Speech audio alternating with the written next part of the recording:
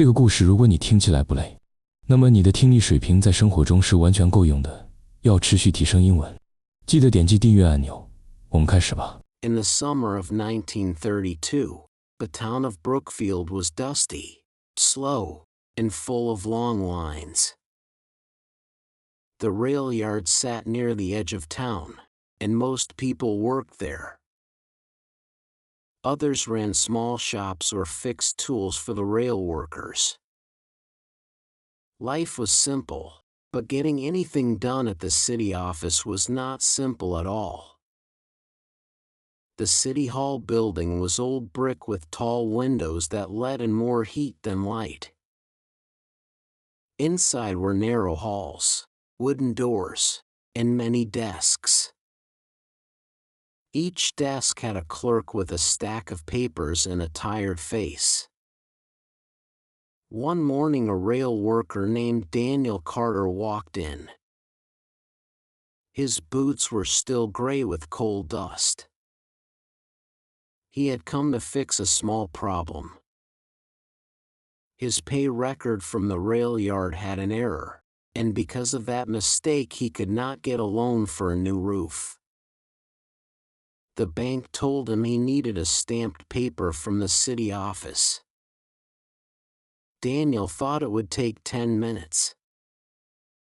At the first desk, a young clerk looked at the paper and shook his head. This desk does not stamp rail forms. Go to the tax window down the hall.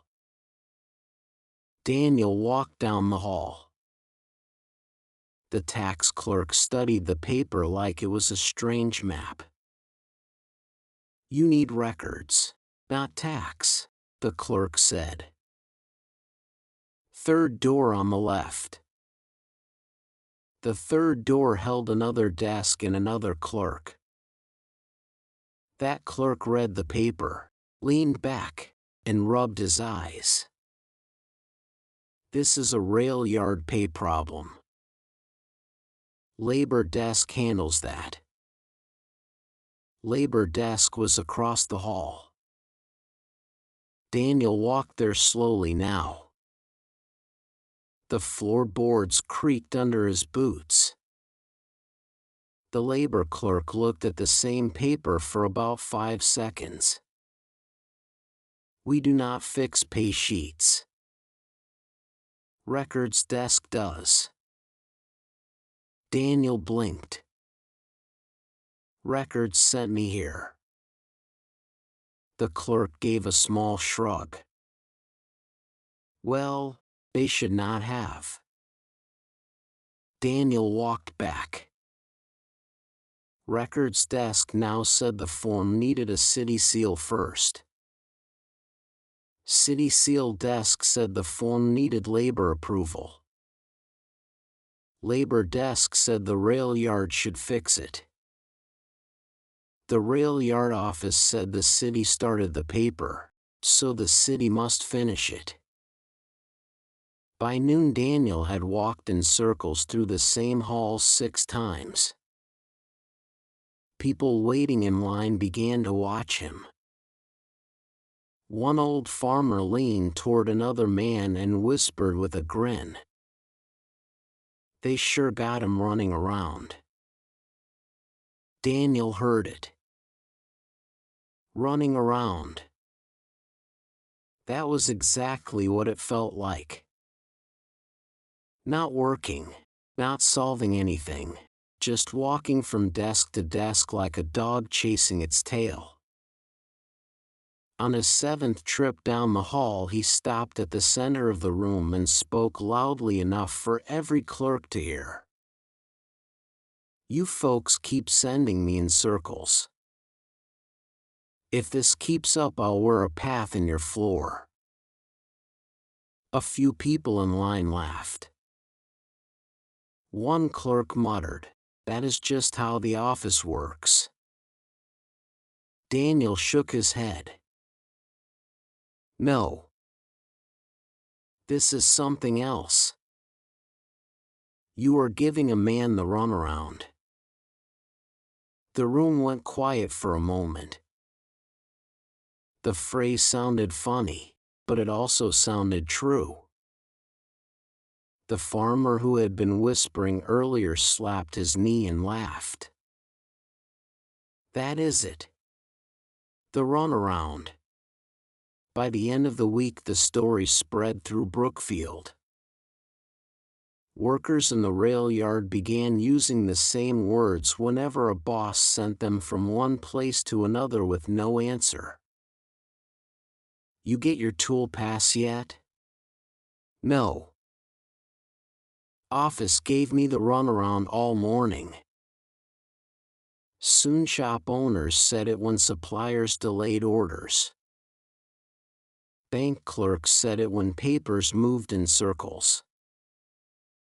Even school kids used it when teachers sent them from one office to another. The phrase painted a clear picture. A person trying to solve a problem while others push him around in a useless loop. Years later, a traveling newspaper writer passed through Brookfield. He sat in a diner booth near the rail yard and listened to workers talk. One worker told a story about chasing a form all over town. They kept giving me the runaround, he said. The writer liked the sound of it. Short, sharp, and full of feeling. He wrote it down in his notebook. A month later, the phrase appeared in a city newspaper story about slow business offices. Readers liked it right away because they knew the feeling. Almost everyone has stood in a line, called a number, or walked to a desk only to be told to go somewhere else.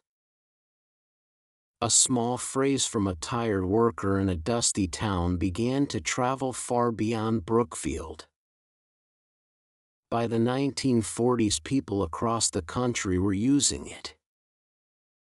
Give someone the runaround. Not a chase in a game. Not exercise in a park. It meant wasting someone's time, pushing them from place to place, and never giving a straight answer. The funny thing is that the phrase stayed alive because the problem never went away. Long lines still exist. Phones still move callers from one menu to another. Emails still bounce between offices. And somewhere a person is still walking from one desk to the next with the same paper in hand. Maybe that person is you. You call for help. One voice sends you to another. A form leads to another form. A simple task turns into an hour of waiting. At some point you stop and think the same thought Daniel had in that hot brick building. Why is this so hard? That moment is when the phrase fits perfectly. Someone is giving you the runaround. And once you know the words, you see the pattern everywhere. 能以非母语者的身份专注学习到现在，这本身就是很棒的进步。真诚感谢你的观看。如果你觉得本期内容实用，点赞或留言让我知道你的想法，这对我持续创作非常重要。我们下期见。